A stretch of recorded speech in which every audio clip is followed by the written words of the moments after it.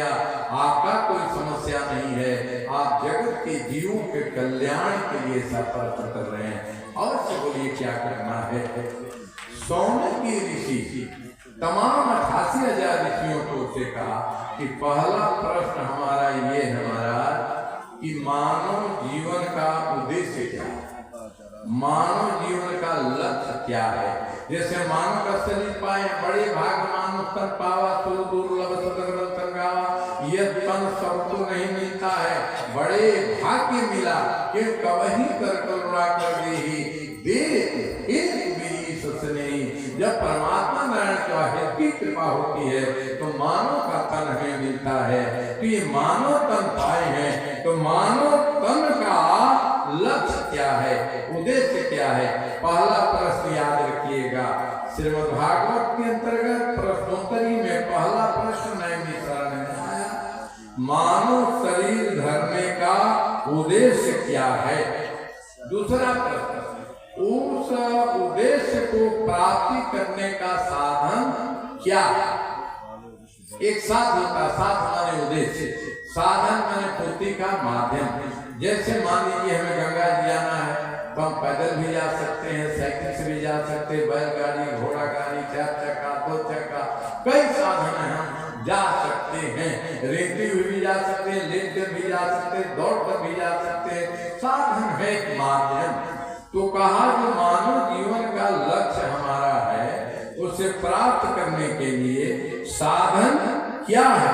और एक बात और है कि सारे सनातन सदग्रंथों का जितने ज्ञान के भंडार हैं सबका सारांश क्या है, सबका निचोड़ क्या है, वह बताइए।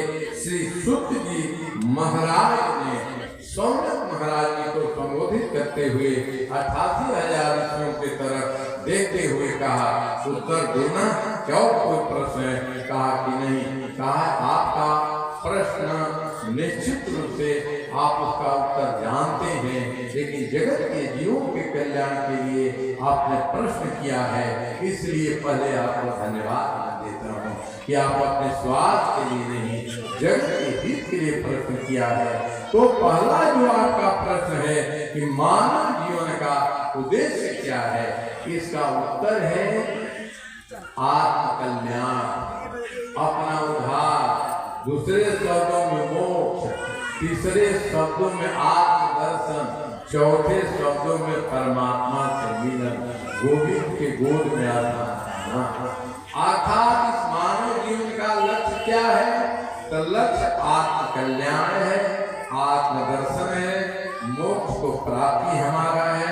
दूसरा का इसका साधन क्या है, का इसका साधन का कई साधन हो सकते हैं, का ज्ञान मार्ग भी हो सकता है, कर्म मार्ग भी हो सकता है, का वैराग्य मार्ग भी हो सकता है, लेकिन मेरे दृष्टि में सबसे सरल साधन भक्ति का मार्ग है।